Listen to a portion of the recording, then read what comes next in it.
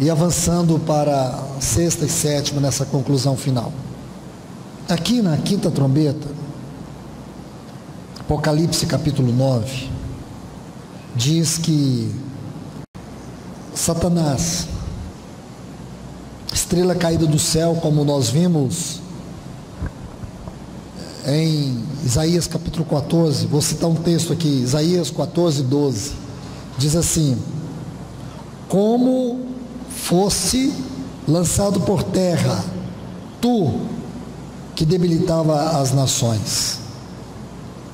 A expressão, frase, lançado por terra, no original hebraico, é sinônimo de derrota, é sinônimo de ignomínia. Versículo 15 ainda de Isaías 14, versículo 15, está assim: contudo serás precipitado para o reino dos mortos. Observe bem, reino dos mortos, no mais profundo do abismo. Tomei esses dois textos para fazer a leitura aqui. Observe, quando o anjo tocou a quinta trombeta, viu uma estrela caída, não é a estrela caindo, entende? A estrela caída, passado. Ele não viu uma estrela caindo, ele viu a estrela caída. Quem é a estrela caída? A Isaías vai dizer para nós: Lúcifer é a estrela caída. Então esse pequeno detalhe é importante. Aí nós vimos que ele foi precipitado para o reino dos mortos. Satanás foi lançado para os reinos dos mortos, no mais profundo do abismo. Agora que nós vamos precisar disso para fazer a leitura. E abriu o poço do abismo. Então o que é o poço do abismo? É o reino dos mortos, aonde Satanás sempre esteve. Agora veja que foi dado a ele aqui a chave do poço do abismo. Vamos prestar atenção nisso, que é muito importante. Versículo 11 de Apocalipse 9, Apocalipse 9, 11. No livro de Apocalipse aqui é uma série de textos que nos darão um quadro mais completo do significado de poço do abismo. E tinha sobre eles, versículo 11, um rei, o anjo do abismo, cujo nome em hebraico é Abaddon e em grego é Apolion. Então vamos entender depois isso. Quando tiveram então, aliás, capítulo 11, versículo 7, Apocalipse 11, 7. Quando tiverem então concluído o testemunho que devem dar, a besta que surge do abismo pelejará contra ele. Besta que surge do abismo. Capítulo 17, versículo 8. 17, 8. A besta que vistes e era e não é, está para emergir do abismo. Então eu estou lendo esses textos para que eles nos forneçam mais subsídios, para que entendamos sobre esta expressão aqui, poço do abismo. Escute bem, a palavra abismo, no texto original é abussos, fala de uma profundidade imensurável. Profundidade imensurável. Há uma descrição mais livre que fala, é a profundidade mais extensa da terra. Agora é importante que quando você pega a palavra poço, no grego é freatos, que fala dos lençóis freáticos da terra. Quando você estuda, eu estou sendo assim bem objetivo, bem direto, bem sucinto. Quando você estuda a palavra abismo, você vai descobrir que ela vai ter duas partes. A palavra abismo, ela vai ter duas partes da Bíblia: a parte de cima e a parte de baixo, a parte superficial e a parte profunda. A parte superficial é o mar, e a parte profunda é o Abaddon. Vamos observar isso. Deixa-me colocar um texto. Apocalipse capítulo 20, versículo 13. Diz assim: deu o mar os mortos que nele estavam. O mar deu os mortos que nele estavam. Isso aqui é uma indicação do próprio abismo, da onde as pessoas vão surgir. Aqui nesse texto, onde vai tratar da questão do juízo final. Então as pessoas vão vir da onde? Do mais profundo do abismo. Então é uma descrição que o abismo tem essas duas partes. Como eu disse, eu estou sendo bem sucinto, mas se você ler o livro de Gênesis, ou pegar a palavra abismo, colocar aí no livro de Gênesis, você vai ver em muitos lugares, no livro de Gênesis, no livro de Jó, em muitos outros lugares, mas especialmente nesses dois, a ligação que tem o mar com o abismo. As águas que vieram do dilúvio, vieram da onde? Do mais profundo abismo. Certo? Então eu estou sendo bem rápido, porque se fôssemos ler, nós íamos ler muitos textos aqui. Mas deixa eu resumir mais ainda. Essa palavra aqui, abismo, o poço do abismo, em primeiro lugar, é o lugar aonde Cristo desceu após a sua crucificação. O texto que eu vou dar para vocês aqui, Efésios capítulo 4 e o versículo 9. Regiões inferiores da terra.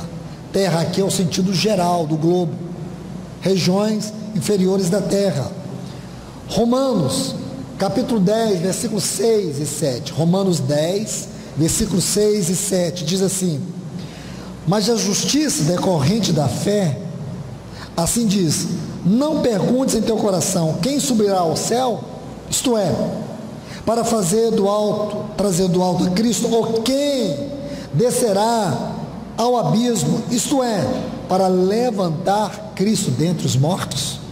Então, se você junta Efésios 4, 9, Romanos capítulo 10, versículos 6 e 7, você vai saber que o abismo são as regiões inferiores da terra, aonde Cristo foi após a sua crucificação. Em segundo lugar, se o abismo é o lugar aonde Cristo foi após a sua crucificação, também é lá o lugar dos mortos e dos espíritos que estão em prisões, onde Cristo foi e pregou o Evangelho. Certo? Vamos citar mais alguns textos aqui. Terceiro, se você estuda, como eu disse, aqui eu vou colocar só os textos, bem rápido, para a gente fechar esse assunto. Se você estuda a palavra abismo, então você vai descobrir, vou dar os textos, Gênesis 7:11, você vai ver que há uma íntima ligação com o mar, quando diz assim: romperam todas as fontes do grande abismo, e as comportas do céu se abriram. Então, aquela abóbora aquática que está lá em Gênesis 1, que diz que Deus criou sobre a terra um firmamento, uma abóbora aquática, que escoava os raios ultravioletos do sol, havia uma água sobre a terra e águas embaixo da terra. As águas do dilúvio vieram dessa abóbora aquática e vieram também do abismo, tá certo? E Deus as precipitou nos polos. Outro texto, Gênesis 8:2, vou ler bem rápido. Fecharam-se as fontes do abismo e também as comportas do céu, quando encerrou as águas do dilúvio. Vamos para o livro de Jó. Jó 38:16. Acaso entrastes nos mananciais do mar, ou percorrestes o mais profundo do abismo? Salmo 104, versículo 6. Salmo 104, versículo 6. Tomastes o abismo por vestuário, e a cobriste, e as águas ficaram por cima das montanhas. Isaías 51:10. Não és tu aquele que secou o mar, as águas do grande abismo? Jonas capítulo 2, versículo 2 e 5. E disse: na minha angústia clamei ao Senhor, e ele me respondeu. Do ventre do abismo gritei, e tu ouviste a voz. As águas me cercaram até a alma. Apenas citando esses textos para vocês verem a ligação que existe do abismo com o mar. É uma questão mais de curiosidade, mas também não só de curiosidade, mas para que nós possamos ter uma ideia lógica daquilo que a Bíblia está dizendo. É isso que eu quero passar para vocês. Agora observe, versículo 1 aqui de Apocalipse 9. Chave do poço do abismo. E foi-lhe dada a chave do poço do abismo. Esse texto eu já coloquei para vocês, mas só para concluir. Apocalipse 9, 4 e 5. E foi-lhes dito, está vendo? E no versículo 5, e lhes foi concedido. Então você vai contrastar isso com Apocalipse capítulo 1 e o versículo 18. Aquele que vive, estive morto, e eis que estou vivo pelos séculos dos séculos. Eu tenho as chaves da morte e do inferno. Amém? É o nosso Senhor. Então o assunto da quinta trombeta fecha com isso. Só a título de informação. Vamos agora, meus amados irmãos, ler capítulo 9 de Apocalipse, versículo 13 a seguir. Uma parte que nós não estudamos por falta de tempo, mas eu queria que vocês anotassem, vocês que estão anotando, é Êxodo capítulo 10, versículos 14 e 15, que vai falar dos gafanhotos, a praga dos gafanhotos. É a 8ª praga do Egito. A 8ª praga corresponde à 5ª trombeta. Êxodo capítulo 10, versículos 14 e 15. Então vocês vão ler sobre a praga dos gafanhotos, que vai ajudar a interpretar mais esta 5ª trombeta. Eu tenho procurado ser o mais sucinto possível nessas trombetas, porque são assuntos que demandam muitas exposições, mas procurando ser breve, objetivo e com clareza e aplicação espiritual. Não ficarmos só no campo das informações, mas da aplicação. Versículo 13, Apocalipse capítulo 9, versículo 13, a seguir. O 6º anjo tocou a trombeta, e ouvi uma voz que saía dos 4 chifres do altar de ouro que está diante de Deus, dizendo a esse anjo: solta os 4 anjos que estão atados junto ao grande rio Eufrates. Preste atenção aqui, junto ao rio Eufrates. Essa região é importante. E foram soltos 4 anjos que estavam preparados para a hora, dia, mês e ano, para matar a 1/3 parte dos homens. O número dos exércitos dos cavaleiros era de 200 milhões. E eu ouvi seu número. Assim vi os cavalos e seus cavaleiros, quais tinham couraça de cor de fogo, jacinto e enxofre. As cabeças dos cavalos eram como cabeças de leões. Suas bocas saiu fogo, fumaça e enxofre. Por essas 3 pragas, fogo, jacinto e enxofre, claro, pelo fogo, fumaça e pelo enxofre que saíam de suas bocas, pois o poder dos cavalos está em sua boca, em suas caudas, porque suas caudas são semelhantes a serpentes, pois têm cabeças e com elas causam dano. Aí aqueles textos que nós já lemos: os demais homens que não foram mortos por dessas pragas não se arrependeram das obras das suas mãos, não deixando de adorar demônios e os ídolos de ouro, de prata e bronze, de pedra, de madeira, os quais não podem ver, nem ouvir, nem andar, e não se arrependeram dos seus maus, dos seus homicídios, nem de suas feitiçarias, nem de suas fornicações, e nem dos seus furtos. Esta trombeta, ela tem 2 fases. É muito importante nós nos depararmos aqui, porque a primeira parte está aqui, depois lá nas taças vai ter a segunda parte do Armagedon.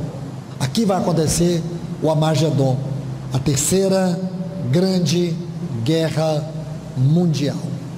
Importante você saber isso. A 3ª grande guerra mundial. Se você fizer uma análise natural, vendo cada uma das trombetas, você já sabe como são essas trombetas.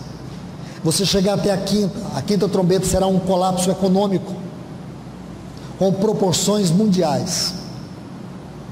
Então, o que nós podemos dizer? O mundo vai estar envolvido na mais extrema convulsão.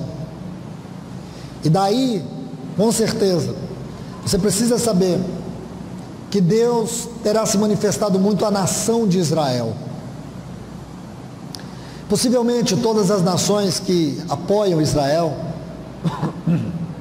desculpem-me, de alguma forma essas nações também receberão favores, graças, benevolências da parte de Deus, com certeza. O mundo vai estar se formando, como hoje já está se formando, em blocos. Possivelmente nesse tempo o mundo estará formado em 4 grandes blocos. Eu não quero entrar em detalhes, demandaria muitas exposições, muitas informações, mas eu tenho pouquíssimo tempo. Então, meus irmãos, o mundo estará dividido em 4 grandes blocos. E é interessante você notar uma citação que está no versículo 14: solta os 4 anjos que estão atados junto ao rio Eufrates. Você sabe que região é essa? Essa região é a região do Iraque. É a região que tem a maior quantidade de petróleo no mundo. Você sabe qual é o país mais mencionado na Bíblia? Claro que você sabe. Israel. E você sabe qual é o segundo país mais mencionado na Bíblia? Iraque. A região do Iraque. Curioso isso, né, irmãos? Agora deu uma pausa, mas até poucos dias atrás, até pouco tempo atrás, era o país mais mencionado nos noticiários. Agora deu uma pausa, mas até 5, 6 anos atrás, e por 10 anos seguidos, depois dos Estados Unidos, o Iraque era mais mencionado do que o Japão, 100 vezes mais mencionado do que a Suíça, 15 vezes mais do que a Inglaterra, só para você ter uma ideia. Sempre nos noticiários estava o Iraque. Se você agora recebesse a escritura de uma casa no Iraque, você iria passar suas férias lá? Com certeza não. E por quê? Nós nunca pensamos, irmãos, por que dá tanta ênfase a esse país devastado, destruído? Porque durante mais de 20 anos, as grandes potências do mundo concentraram ali suas forças, fizeram de tudo para destruir aquele país e para dominá-lo, para estabelecer um governo segundo os padrões europeus e americanos. A gente não faz perguntas. Então eu tenho informações aqui que eu não vou passar para vocês para não perdermos tanto tempo, mas se você for no Google, estuda sobre o petróleo do Iraque, estuda sobre o que está por detrás daquela terra, estuda porque ela é tão importante do ponto de vista geográfico no contexto do Oriente. Estuda, talvez você vai ficar surpreso, porque ela é mencionada tanto na Bíblia, e porque aqui diz que existem 4 anjos que estão amarrados lá, e eles vão ser soltos. É claro que isso é profético, irmãos. Pode ser que não sejam anjos no sentido literal da palavra, mas pode ser que existam 4 mensagens, porque a palavra anjo é genérico e mostra muito mais o caráter do mensageiro do que a natureza do ser. Tem muito mais a ver com o caráter do que com a natureza. Então, muito cuidado com a interpretação da palavra anjo no livro de Apocalipse. Ao anjo da igreja em Éfeso, você acredita que cada igreja tem um anjo?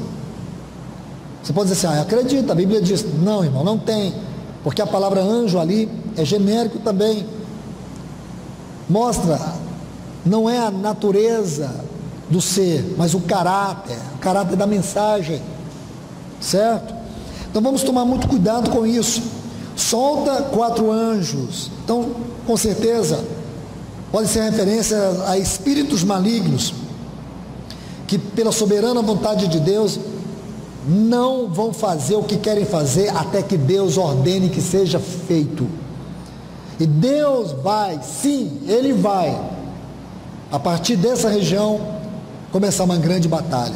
E se você for muito cuidadoso, você estudar por que a Rússia está ali, naquela região. Você sabe que o Irã é a Pérsia. O Irã é a Pérsia. A Babilônia é o Iraque. Então estamos ali. E você sabe que a Pérsia, que é o Irã, onde a Rússia mantém grandes favores e um grande envolvimento econômico e apoio naquela região. Os Estados Unidos está do outro lado da fronteira, dando todo o apoio ao Iraque. Começa a perceber, começa a traçar uma linha ou linhas. Agora você percebe que a China tem um poderio hoje para dominar o mundo. O objetivo dos chineses é dominar o mundo. Possivelmente essas guerras, elas vão começar na esfera econômica.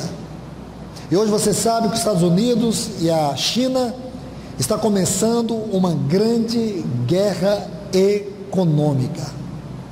Os Estados Unidos acusam a China de roubar empregos nos Estados Unidos, colocando seus produtos subsidiados. E os Estados Unidos agora está taxando os produtos chineses. E os chineses vão sobretaxar os produtos americanos. A guerra já começou. A guerra já começou. Os chineses, eles estão dominando todas essas regiões. De maneira que os Estados Unidos vai perder muito território e já está perdendo, permanecendo apenas com os países europeus que são dependentes dos Estados Unidos por questões econômicas e também políticas, porque a Europa, assim como os Estados Unidos, prevalece o espírito da democracia, da liberdade. Os chineses não, têm raízes comunistas, socialistas, mas com uma profunda abertura econômica. Isso chega a ser motivo de cobiça dos países europeus, por causa do radicalismo do governo dos Estados Unidos. Então, se você começa a analisar a partir desses pontos de vista que são coerentes, eu não estou fabricando nada, é o que está acontecendo exatamente nessa hora que nós estamos vivendo. Você começa a perceber como o mundo está caminhando para aquela região. Não é para a Suíça, irmãos. Eu tenho certeza que se te oferecesse para você passar um final de semana na Suíça, você ia correndo. Mas se te desse uma fazenda no Iraque, você fugiria. Mas se você perceber, o mundo está indo para aquela direção, não é para a direção da Suíça. Não é para a direção daqueles países que as pessoas amam tanto, mas para a direção do Oriente. Por incrível que pareça, é Deus atraindo, irmãos, porque essa profecia vai se cumprir. Procure ler com mais cuidado, procure ver com mais cuidado. Então, tudo bem, deixe-me colocar algo. Vou só fazer umas citações aqui para vocês. 10. O Jardim do Éden era no Iraque. A Mesopotâmia, que agora é o Iraque, foi o berço da civilização. Noé construiu sua arca no Iraque. A Torre de Babel ficava no Iraque. Abraão era de Ur, que ficava no sul do Iraque. Rebeca, a esposa de Isaac, era de Nabor, que ficava no Iraque. Jacó encontrou-se com Raquel na região do Iraque. Jonas pregou em Nínive, que também ficava na região do Iraque. A Síria era a parte que hoje é o Iraque, que no ano de 722 conquistou as 10 tribos do reino do norte de Israel. A tribo de Judá, que esteve cativa durante 70 anos na Babilônia, Babilônia é o Iraque. E Daniel esteve na cova dos leões, exercendo o seu ministério. Aonde? Babilônia, Iraque. Isso eu estou falando do Velho Testamento. Então você vê, irmãos, como o Iraque é tão importante no contexto da história bíblica. E aqui diz que esses 4 anjos, esses 4 espíritos malignos, eles vão surgir do Iraque.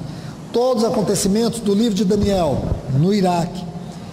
Todos os acontecimentos do livro do profeta Ezequiel, no Iraque. Aqueles reis magos que foram visitar Jesus vieram do Iraque. O apóstolo Pedro exerceu boa parte do seu ministério também no Iraque. Então, de uma vez por todas, fique claro, irmãos, o lugar que o Iraque ocorre na Bíblia. Agora, preste atenção no que eu vou dizer para vocês. Aqui, você percebe 4 anjos. Esses 4 anjos surgem daquela região. E quando você estuda essa grande batalha, são 4 grandes blocos. E a Bíblia fala, não posso entrar em detalhes, como já repeti várias vezes por questão de tempo. Se você estuda o livro de Apocalipse, o livro de Daniel, você vai encontrar 4 blocos. O primeiro bloco é o bloco do governo anticristo.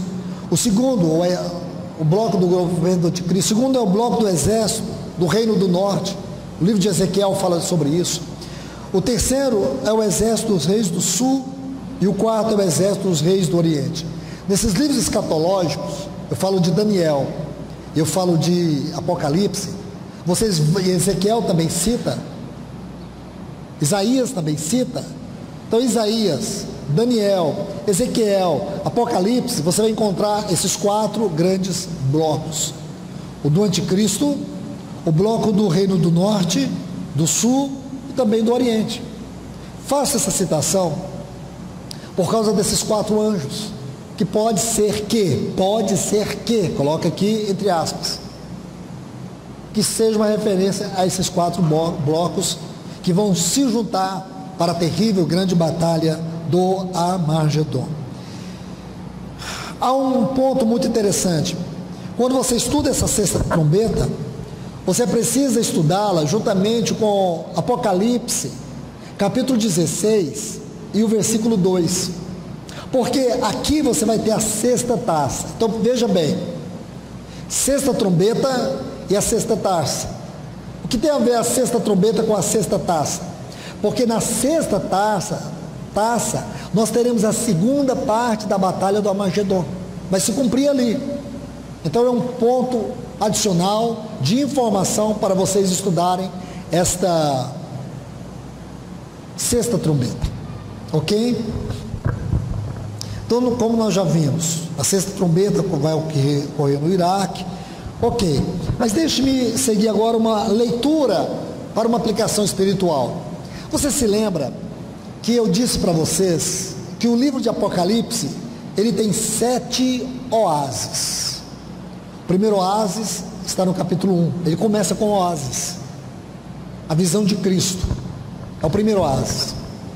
O segundo oásis está no capítulo 4, no contexto das 7 cartas às igrejas da Ásia. Você vai estudar aquelas 7 cartas e você vai ver que uma igreja, Esmirna, não tem censura. Depois você vai ver que a última, Laodiceia, que mostra um estágio que nós estamos vendo hoje. E Filadélfia é uma igreja aprovada. Nós vemos que Filadélfia é aquilo que retrata exatamente a igreja do Senhor Jesus de maneira íntegra, autêntica nesses dias. E Laodiceia é uma igreja pervertida. Se você prestar atenção, as 7 cartas às igrejas da Ásia se dividem em 2 grupos. Primeiro, nós temos Éfeso, Esmirna e Pérgamo. Essas 3 igrejas, elas já passaram, elas não estarão aqui. Mas Tiatira, Sardes, Filadélfia e Laodiceia, estas 4 igrejas estarão aqui. O que é Tiatira? Vou dizer bem rápido também, irmãos. Precisaria de uma conferência para a gente estudar sobre isso, mas vou dizer bem rápido. Tiatira, lembra? Sacrifício de perfumes, de idolatria, é uma figura da degradação do catolicismo. Depois de Tiatira, o que que tem? Depois do catolicismo, o que que nós temos? A reforma protestante. Remanescentes, é o que significa Sardes. Tem nomes que vivem, mas que está morta. Sardes. Fala do movimento protestante, que embora tivesse nome que vive, porém perdeu na sua realidade espiritual. E hoje nós temos as igrejas reformadas do nosso tempo, que infelizmente, irmãos, tem muita doutrina, mas não tem realidade. Aí nós temos o que? Filadélfia. Filadélfia fala o amor entre os irmãos. Este foi um movimento que aconteceu na Irlanda, em 1800 e alguma coisa, 20 e pouco aí, 1820 alguma coisa. Um dos maiores movimentos de restauração do testemunho adequado da igreja. Tudo hoje, irmãos, que nós temos recebido de herança, que constitui o que chamamos de visão celestial, da natureza, caráter, vocação da igreja, ministério espiritual, tudo isso vem desse movimento. Tudo. Foi o maior acontecimento, irmãos. Para nós é maior do que a reforma.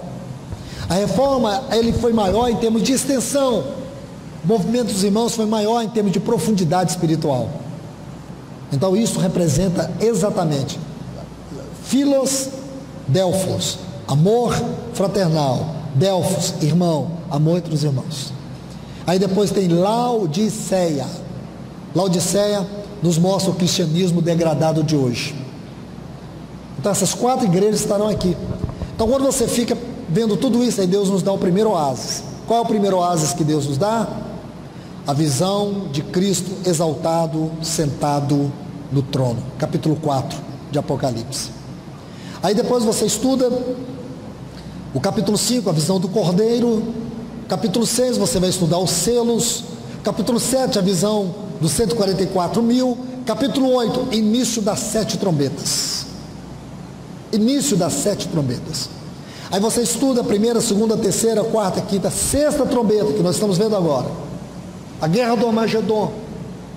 Então, mais uma vez, você começa a se desesperar. Meu Deus, e aí? O que vai ser de nós? Aí vem o segundo oásis. Eu vou ler para vocês.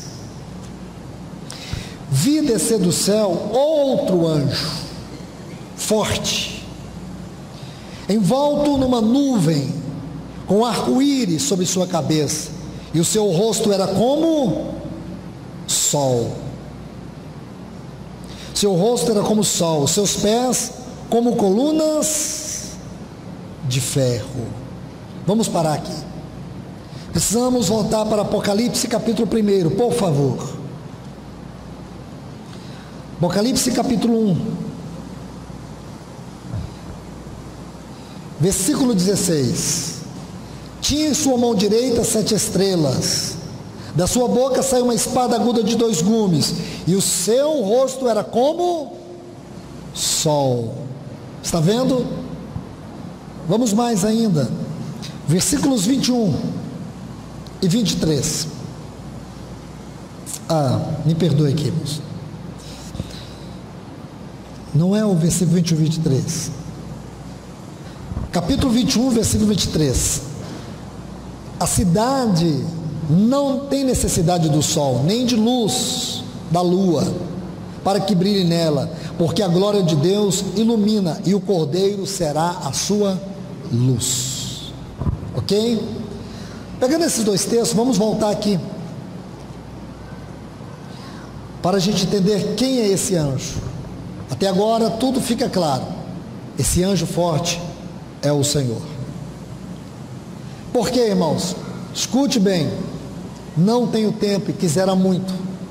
É muito tentador, porque esse assunto é extremamente glorioso. E vou dar aqui uma ajuda para vocês estudarem depois. Estude. Se você tem uma concordância bíblica, ou uma ferramenta de pesquisa virtual, procure a frase anjo do Senhor no Antigo Testamento. Você vai ver de Gênesis a Malaquias, você vai ver o anjo do Senhor. Estude cada um desses textos e, se possível, a grande maioria deles no seu contexto. E você vai ver algo especial sobre esse anjo. E sabe o que esses textos vão te mostrar? As teofanias cristológicas. Escreve o que eu estou te falando. Teofanias cristológicas. Você vai ver que esse anjo do Senhor no Antigo Testamento é o nosso Senhor Jesus. O nosso Senhor Jesus não é uma encarnação surpreendente na Bíblia a partir do ventre de Maria. O nosso Senhor Jesus é uma aparição ou aparições gloriosas por todo o Antigo Testamento. Irmãos, o nosso Senhor Jesus está presente de maneira escancarada em todo o Velho Testamento. Você vai estudar a história de Israel e você vai descobrir que tinha uma rocha que seguia eles. Aí Paulo vai dizer em 1 Coríntios 10:4 que aquela rocha era Cristo. Era mais uma teofania dele. Você vai perceber isso, irmãos. Você vai ver que o anjo do Senhor aparece para Abraão, 3 anjos, e um deles é o Senhor. Aí você vai ver que um recebe adoração. Aí depois Abraão vai parar de tratar ele como ser angelical e vai tratá-lo como Deus. Ninguém jamais viu a Deus, mas o filho unigênito. Sabe o que significa essa palavra unigênito? Aqui em João capítulo 1, versículo 18, não dá ênfase a um único filho. O termo unigênito ali é o único capaz. O único capaz de revelar Deus é o Senhor Jesus. Então eu sugiro que você interprete essa palavra e a partir dela vá para o livro de Gênesis, vai subindo aí até Malaquias, sobre quer um tema para a sua mensagem? Lindo tema. As aparições teofânicas ou as aparições teofânicas da cristologia ou cristológicas. Você vai ver que tema lindo, irmãos. E aqui nós temos um Apocalipse. Você vai ver uma coisa linda, linda, linda, linda. Ah, irmãos, chegamos no final e não temos mais tempo. Mas eu só queria dizer algo para vocês. Uma das questões que você vai se deparar com as aparições cristológicas do nosso Senhor, com as suas teofanias cristológicas, é que ele só aparece em momentos de crise do povo de Deus, só aparece no momento da insegurança, só aparece, irmãos, quando o povo não tem saída. Aí ele vai e aparece, como ele fez com Abraão, como ele vai fazer em tantas oportunidades, com Moisés, com o povo de Israel. Ele é chamado assim também, o anjo da face de Deus, o anjo da tua face, porque ele é o anjo que carrega a face da trindade, da divindade, da paternidade. Então isso é tão importante, irmãos. E agora nós nos deparamos com o oásis aqui em Apocalipse. O anjo do Senhor, ele aparece com arco-íris. O que significa arco-íris na Bíblia, irmãos? Fidelidade de Deus. Foi o que Deus mostrou para Noé. Deus mostrou aquele arco-íris para dizer que eu sou fiel. Deus é fiel. É como se ele dissesse: não temas, não temas. Está vendo aí, irmãos, que coisa linda? O anjo da sua face. Então veja que anjo é um substantivo de ofício. Substantivo de ofício. Então isso é importante também. O ofício dele, mensageiro. Porque a tradução aqui, se você for na raiz do original grego, você vai pegar a palavra mensageiro. Significa que apareceu um mensageiro. Qual a mensagem dele? Está no arco-íris. Fidelidade. Deus é fiel. Ele vela para cumprir sua palavra. vai ter uma grande guerra nesse mundo, mas saiba que Deus vai guardar o seu povo. Ele vai mandar o anjo da aliança. Agora não vai vir serafins, não vai vir querubins, até porque serafins não vêm, eles ficam diante de Deus, mas não vai vir arcanjo, não vai vir querubins, não vai vir outro anjo, vai vir o anjo da aliança, o anjo de Deus, o anjo do seu povo, o nosso Senhor Jesus, Ele mesmo virá. Que lindo é isso, irmãos, é emocionante. Esse é um grande oásis para nós, para não ficarmos desesperados. Aí diz assim: tinha em sua mão um livrinho. Olha que coisa linda, irmãos. Essa questão do arco-íris, deixa eu citar o texto para vocês, só citar, porque eu não quero deixar que passe em branco. Gênesis capítulo 9, versículos 13 a 16. O rosto como o sol. Também não esqueça de anotar. Apocalipse capítulo 1, versículo 16, capítulo 21, versículo 23, e também um texto que eu não li, mas você anote aí, capítulo 22 e o versículo 5. Diz que ele tinha um livro aberto. Por que esse livro está aberto, irmãos? Ele tem um livro aberto na mão, porque desde a ascensão, nosso Senhor Jesus começou a escrever este livro. E o que significa esse livro nessa parte de Apocalipse? Aqui fala do pensamento final, da revelação final, do propósito que Deus estabeleceu em Cristo. Ainda não terminou. Deus tem um livro. Deus tem um livro. E sabe o que acontece? Olha a cena. Aparece o nosso Senhor Jesus como mensageiro, porque essa é a palavra no grego aí. A palavra anjo, ela foi traduzida para o português. Porém a palavra no original é um mensageiro, mas ele é um mensageiro diferente, irmãos. É o mensageiro que é o dono da mensagem. É o mensageiro que ele não manda intermediário. Agora ele não manda João, ele não manda ninguém. Ele vem pessoalmente, porque o momento é de profunda crise na terra. E aqui está a sua igreja. Aqui está aquela que ele ama. Aqui está aquela que ele está adornando ela, para que ele possa apresentá-la para si mesmo, sem ruga, sem mácula. Agora ele vem ele mesmo para cuidar dela. E ele vem com um livro na mão. Seu rosto é como o sol, que brilha com toda a sua força, porque o seu rosto é inconfundível. Nenhum anjo tem um rosto como o dele. E 1 João capítulo 3, versículo 1 e 2 diz: assim como ele é, nós o veremos. Então ele vem com o livro aberto. Sabe o que ele está dizendo? Ainda não terminei. Ainda não terminei. Eu ainda preciso concluir aquilo que eu comecei. Meu livro está aberto. Eu estou escrevendo. O que Paulo disse: aquele que começou em vós a boa obra, ele vai terminar até o dia de Cristo. Deixa eu colocar alguns textos para vocês. Acho que vocês poderiam anotar para a gente ganhar tempo. Se você estudar a expressão livro em Apocalipse, você vai ver que ocorre 21 vezes. A frase livro da vida ocorre 6 vezes. Quer anotar? Então anote. Apocalipse capítulo 3, versículo 5.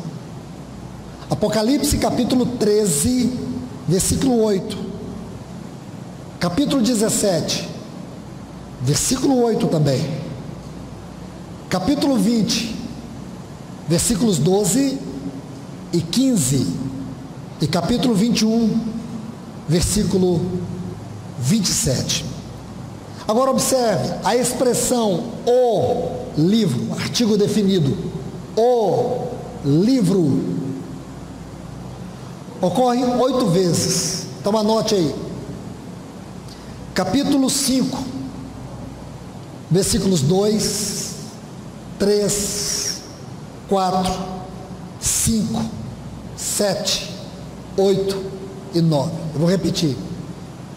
Apocalipse capítulo 5, versículos 2, 3. Vamos colocar assim, ó, versículos 2 a 9. Todos esses textos você vai encontrar. E por último, capítulo 10, versículo 8. Agora, observe um detalhe aqui que nós temos que atentar. Em Apocalipse 10, 2 diz assim: tinha em sua mão um livrinho aberto, e pôs o seu pé direito sobre o mar e o esquerdo sobre a terra. Lembra? Primeiro juízo sobre a terra, segundo juízo sobre o mar.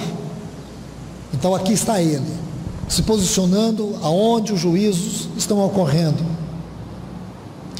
E gritou em grande voz, como ruge um leão, porque ele é o leão da tribo de Judá.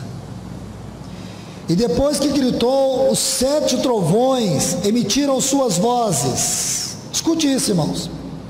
7 trovões. Se você quiser estudar isso, vou te dar textos também. Vamos lá, rapidamente, para você escrever. 2 Samuel, capítulo 2, versículo 10. Tem um texto também em Samuel, que é 1 Samuel. 2 Samuel 2, 10. 1 Samuel 7, 10. Jó 37, 4. Jó 37, 4 e Salmo 29, 3. Agora, observe aqui, irmãos. Depois que os 7 trovões emitiram suas vozes, eu ia escrever. Olha que situação. João disse: eu ia escrever. E ouvi uma voz que dizia: sela essas coisas que os 7 trovões falaram, e não as escrevas. Meus irmãos, escute, tem coisas que o Senhor revelou para João e João não revelou para nós. Esses trovões falaram coisas, e eu creio que são as coisas que nós ficamos perguntando: quem é o anticristo? Eu penso, é eu, viu, irmãos? Isso chama-se axiologia. Eu que penso. Então não acredita nisso, pessoal. Eu penso que essas coisas são coisas que nós muitas vezes especulamos sobre o milênio, particularidades da volta do Senhor, mas o Senhor disse: não as escreva. Deus viu e sabe que essas coisas não são importantes. E o anjo que vi de pé sobre o mar e sobre a terra levantou sua mão para o céu e jurou pelo que vive pelo século dos séculos, que criou o céu e todas as coisas nele, e a terra e as coisas nela, e o mar e as coisas nela, que já não haverá mais tempo. Não haverá mais tempo. Ah, irmãos, olha o que ele disse: não haverá mais tempo. Que significa, irmãos, que esse anjo abreviou o tempo da volta do nosso Senhor, ou da sua própria volta. Agora, veja isso. Vamos introduzir agora a parte final da 7ª trombeta. Mas nos dias da voz do 7º anjo, quando ele estiver para tocar a trombeta, também o mistério de Deus se consumirá, como ele anunciou aos seus servos profetas. A voz que ouvi do céu falou outra vez comigo e disse: vai, toma o livrinho que está aberto na mão do anjo que está de pé sobre o mar, sobre a terra. Toma e come-o inteiro. Olha que coisa impressionante. E eu tomei e comi. Toma-o, come inteiro, e amargar-te-á do ventre, mas em tua boca será doce como o mel. Então tomei o livrinho da mão do anjo e o comi inteiro, e em minha boca era doce como o mel. Depois que comi, amargou-me o ventre. Ele me disse: tu deves profetizar outra vez sobre muitos povos, nações, línguas e reis. Aqui você vai ver, irmãos, que esse capítulo 10 é um parêntese. O livro de Apocalipse ele é dividido em 2 partes. 2 partes. Então até aqui foi a primeira parte.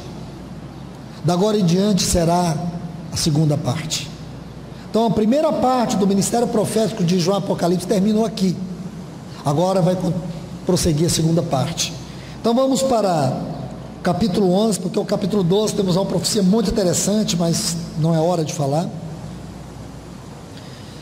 Capítulo 12, essa profecia que é muito interessante, a mulher e o dragão. Vamos para o capítulo 11, versículo 15. O sétimo anjo tocou a trombeta, e soaram grandes vozes no céu que diziam: os reinos do mundo vieram a ser de nosso Senhor e do seu Cristo, e ele reinará pelos séculos dos séculos. E os 24 anciãos que estavam sentados diante de Deus em seus tronos se prostraram sobre o seu rosto e o adoraram, dizendo: graças te damos, Senhor, Deus Todo-Poderoso, que és, que era e que há de vir, porque tomastes teu grande poder e reinastes. E se enfureceram as nações, a tua ira veio, o tempo de julgar os mortos e de dar o galardão aos teus servos, os profetas, aos santos e aos que temem o teu nome, aos pequenos e aos grandes, e de destruir os que destroem a terra. E o santuário de Deus foi aberto no céu, e a arca do seu pacto que deixou ver em seu santuário, e se produziram relâmpagos, vozes, trovões, terremotos e grande granizo. Então, meus irmãos, deixe-me colocar duas coisas nessas porções que acabamos de ler no capítulo 11. Os versículos 15 e 16 constituem a sétima trombeta concernente à volta do nosso Senhor. Os versículos 17 até 19 constituem tudo o que ocorre dentro dessa sétima trombeta. Então nós teríamos que separar cada um desses pontos aqui. Cada um, um exemplo. Se enfurecer, a fúria das nações é um ponto. Tua ira veio, outro ponto, que são as 7 trombetas. O tempo de julgar os mortos, Apocalipse, final de Apocalipse capítulo 20, o juízo final. De dar o galardão aos teus servos, aí volta a era do reino. Você vê tantos assuntos. O reino, no início do reino, Apocalipse capítulo 20, o início do reino, galardão, estudar o que é galardão, que tem a ver com reino, coroa, reino e galardão são sinônimos. Eu estou dizendo isso, eu quero parar por aqui, para vocês terem ideia o quanto esses versículos 18 e 19 requer tempo, e não é mais tempo, não temos mais tempo para estudá-los, mas eu quero me concentrar só com a volta de Jesus. Lembre-se, Apocalipse capítulo 10, versículo 7, tem uma citação linda aqui, diz assim: mas nos dias da voz do sétimo anjo, quando ele tocar, também o mistério de Deus se manifestará. Há uma ênfase particular e linda aqui. Aí no versículo 15 do capítulo 11 diz que o anjo tocou a trombeta, e o reino do mundo se tornou do nosso Senhor e do seu Cristo. Lindo isso, lindo isso, porque diz do Senhor e do seu Cristo. Não fica meio desconecto aí, irmãos? Cristo, do Senhor e do seu Cristo. Você vai ver que coisa linda. Esse é o ponto alto da volta do nosso Senhor. O ponto alto da volta da sétima trombeta, irmãos. Vamos ter muitos acontecimentos, muitos deles estão inseridos nesses dois textos aqui. Tudo o que compreende agora os acontecimentos do capítulo 13 a seguir, nós temos o 12 também, claro, do capítulo 12 até o capítulo 22, você vai ver que algumas profecias são repetidas. Se você ler o capítulo 12, capítulo 13, muitas profecias que estão aí no capítulo 12, capítulo 13, elas estão inseridas no tempo da grande tribulação, a manifestação do anticristo no capítulo 13, essa luta do dragão e da mulher, essa guerra da semente da serpente e da semente da mulher, que é o capítulo 12. Esse assunto é uma conferência, irmãos, falo para vocês com segurança. O capítulo 12 é uma conferência de no mínimo 3 dias, com a quantidade de sessões que nós tivemos aqui. Então veja, é quase que uma repetição de muitas coisas que nós vimos em alguns detalhes acerca das 7 trombetas. Mas, irmãos, o ponto alto, porque a sétima trombeta ela tem um conteúdo maior, porque abrange até a Nova Jerusalém, abrange as 7 taças. Então escuta o que eu quero te falar. O ponto alto da sétima trombeta é o que está escrito em 1 Coríntios capítulo 15, a partir do versículo 50. Venha comigo para a gente fazer essa leitura porque aí nós ganharemos mais tempo para finalizar esta sessão. 1 Coríntios 15. Porém, irmãos, digo isto, que carne e sangue pode entrar no reino de Deus, nem a corrupção herdará em corrupção. Eis aqui vos digo um mistério. Ele está dizendo, eu estou revelando a vocês um mistério. Nem todos, ele falava para aqueles irmãos, nem todos dormiremos, porém todos seremos arrebatados. Só que Paulo dormiu, sua geração dormiu, mas a nossa geração não dormiu. Possivelmente nós somos a geração que vai ser arrebatada. Seremos transformados num instante, num abrir e fechar de olhos, ao som da sétima trombeta, da última trombeta, porque a trombeta soará e os mortos ressuscitarão incorruptíveis e nós seremos transformados. Amém? Vamos para uma outra porção. Tessalonicenses, 1 Tessalonicenses, capítulo 4, a partir do versículo 13. Olha o que diz: não queremos, irmãos, que sejais ignorantes acerca dos que dormem. Paulo disse que os que dormem vão ser arrebatados. Acerca dos que dormem, para que não vos entristeçais como os demais que não têm esperança. Nós não precisamos entristecer, porque nós temos, não é uma esperança qualquer, é uma viva esperança.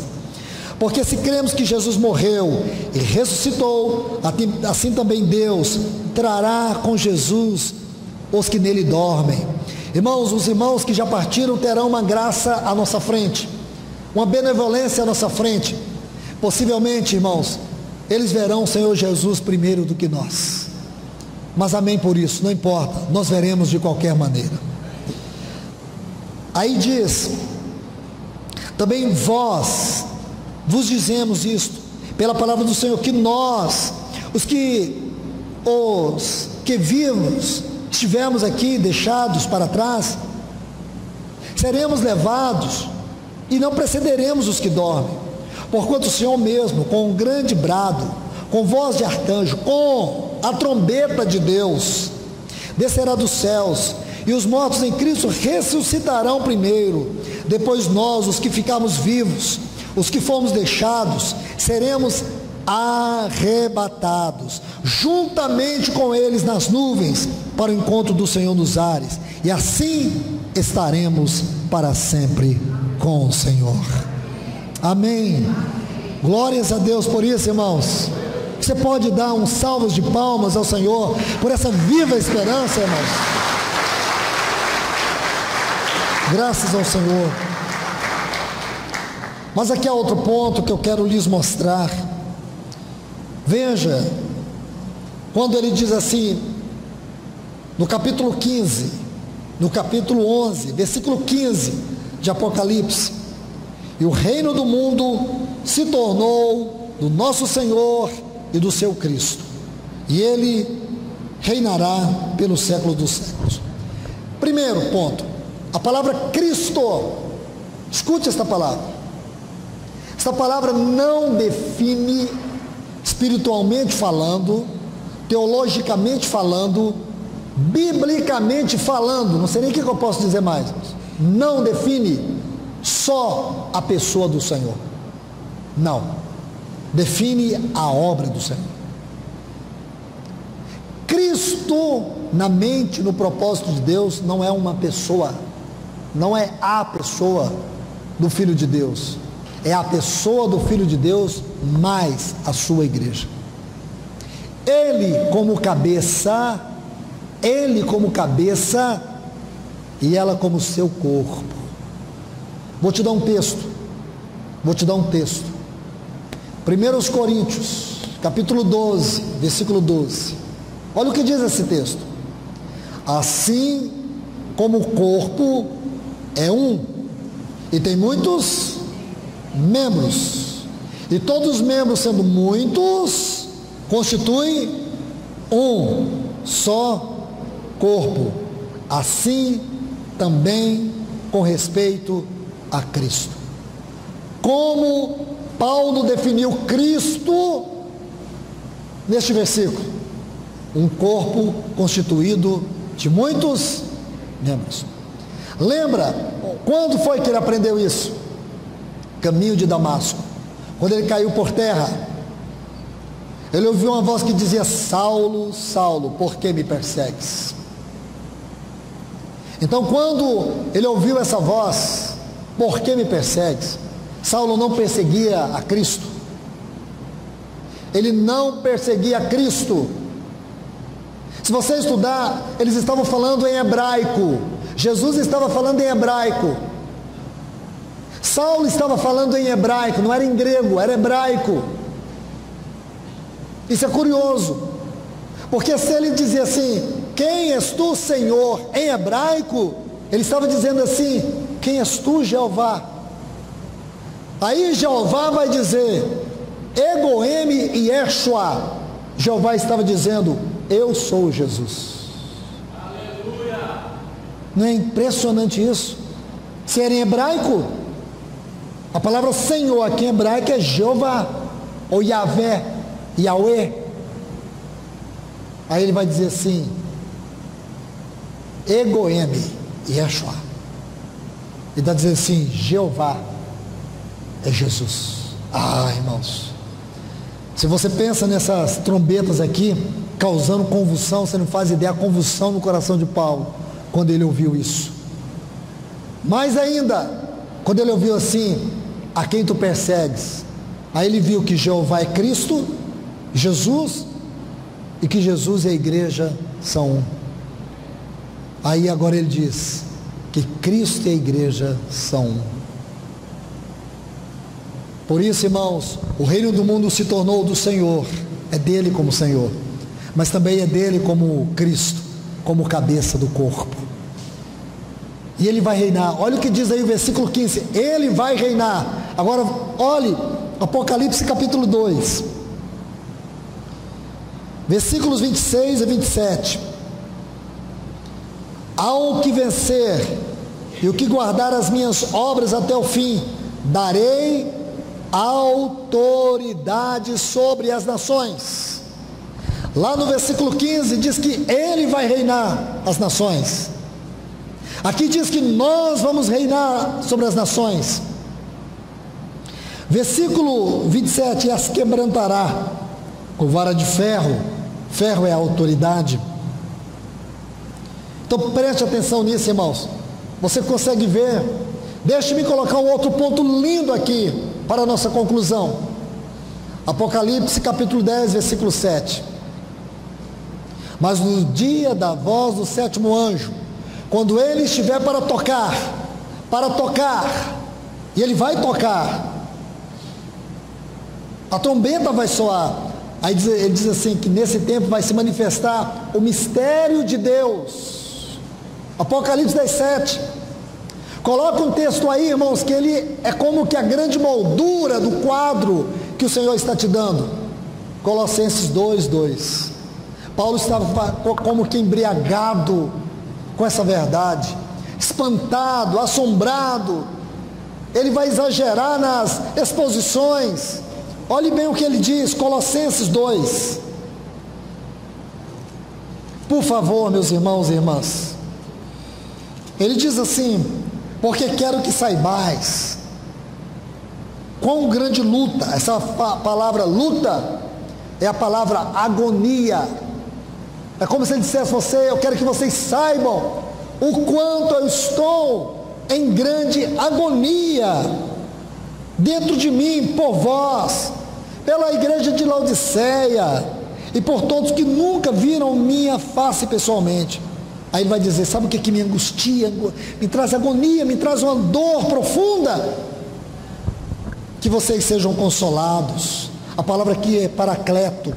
Que vocês sejam conduzidos para uma profundidade de intimidade em seus corações, unidos em amor, até que vocês possam alcançar toda a riqueza da plena certeza da compreensão.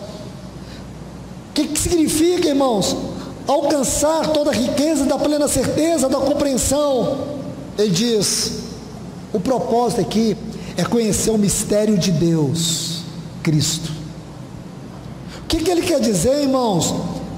alcançar todas as riquezas da plena certeza da compreensão. O que era a grande riqueza da plena certeza da compreensão? Cristo. E quem é Cristo para Paulo? Um corpo com cabeça no trono, e aqui o corpo dele. Este é Cristo. Um corpo constituído de muitos membros. Este é o mistério de Deus. Então sabe o que vai acontecer ali, irmãos?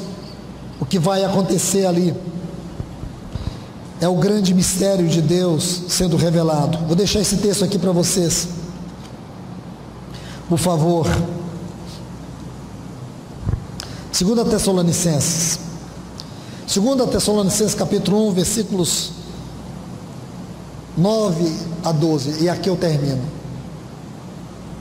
Vou ler bem devagar, porque esse texto não precisa de muita explicação, ele fala por si mesmo. Esse texto já é uma grande mensagem. Se você quiser uma grande, poderosa mensagem que dure 3 minutos, lê esse texto bem devagar e fecha ele, acabou. Podemos ir embora para as nossas casas. E diz: os quais sofrerão a pena da eterna perdição, excluídos da presença do Senhor e da glória do seu poder. Ponto. Agora veja, versículo 10: quando o nosso Senhor Jesus vier, quando a trombeta soar, Ele vai vir para ser glorificado em seus santos. Naquele dia, irmão, o Senhor Jesus vai vir para ser glorificado em nós. Quando Ele estava para morrer, Ele disse assim lá em João 17: Pai, glorifica teu filho para que teu filho glorifique a ti. Agora é outra glória, é outra dimensão de glória. Por isso também, quando Ele vier, irmãos, quando vier para ser glorificado em nós, em seus santos, e para se fazer admirável naquele dia em todos os que creram. Pensa nisso, irmãos. Eu sou sincero em dizer para vocês que todas as vezes que eu leio esse texto, eu me sinto menor do que um grão de areia. Como que eu posso entender que o nosso Jesus, na altura, na mais elevada altura da sua glória, da sua perfeição, da sua beleza indescritível, Ele vem para se fazer admirável na nossa vida naquele dia? Como? Tem um texto, irmãos, Efésios 2:7,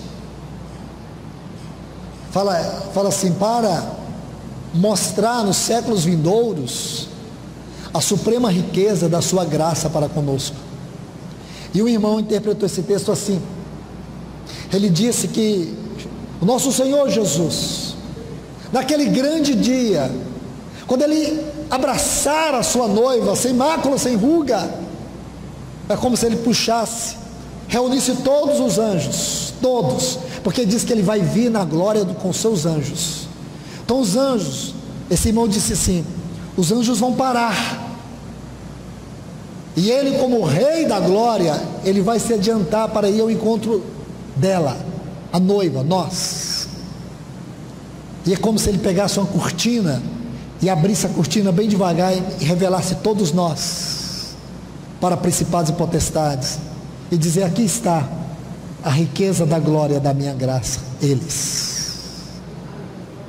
Porque essa palavra para mostrar em Efésios 2:7 dá a ideia assim de tirar a cortina, mostrar uma coisa que você guardou com muito carinho, uma coisa muito cara para você, e você quer mostrar para alguém, aí você tira o véu, a pessoa olha, então esse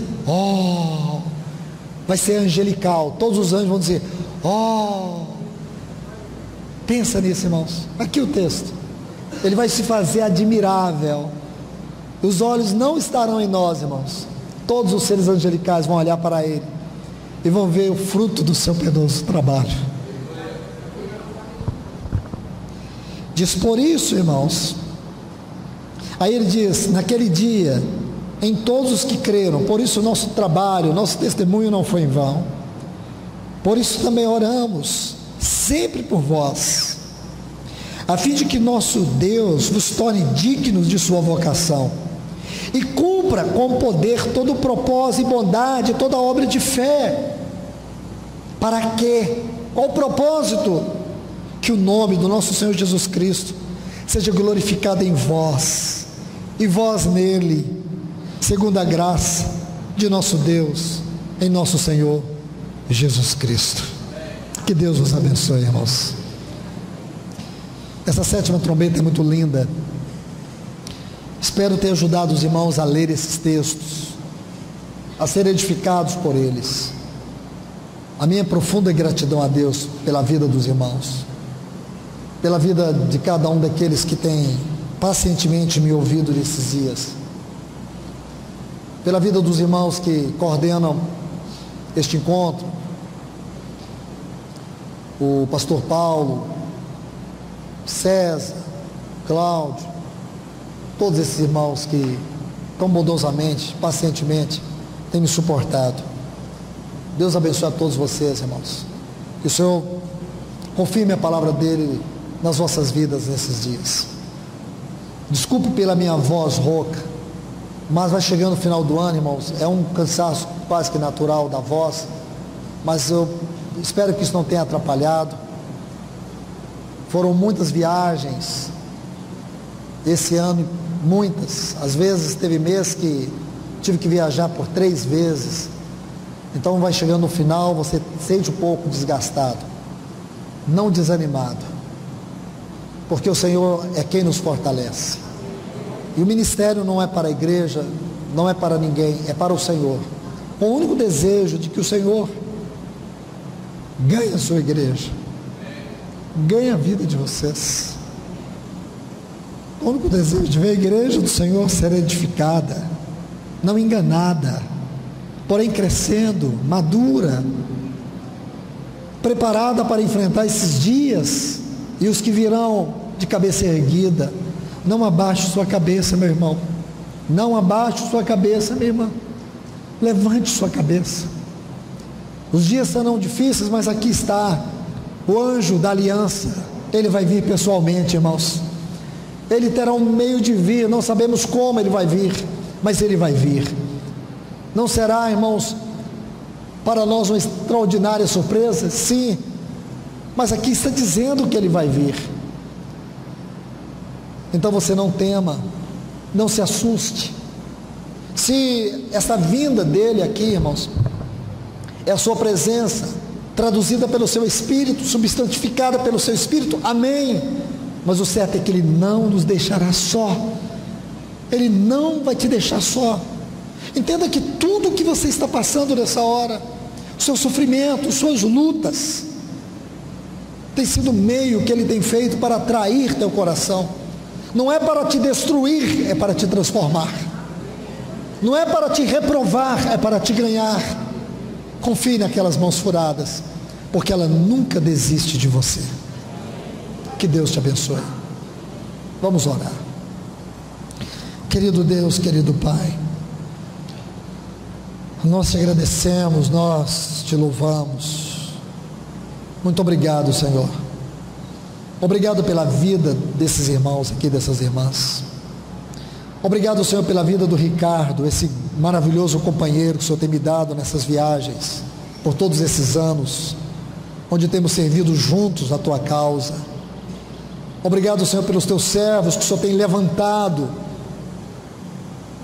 como instrumentos teus no meio do teu povo aqui nessas cidades. Anastácio, o Leandro, Campo Grande, o Paulo, César, Felipe, tantos outros cooperadores desta obra, o Cláudio, tantos irmãos e irmãs aqui nessa cidade de Sidrolândia. Pai, em nome de Jesus, fortalece suas famílias, suas esposas, em nome do teu Filho Jesus, que o Senhor possa guardá-las debaixo da tua santa graça. Abençoa esses homens para que eles deem continuidade à tua obra e fortaleça e encoraje a tua igreja nesses dias. Senhor, que a tua palavra não volte vazia, que ela cumpra aquilo que o Senhor estabeleceu para ela nesses dias. Nós oramos no sagrado nome do teu Filho Jesus, que este encontro não tenha sido em vão, mas que ele tenha sido verdadeiramente um acontecimento do Senhor nas nossas vidas. Essa é a nossa oração, no nome de Jesus. Amém.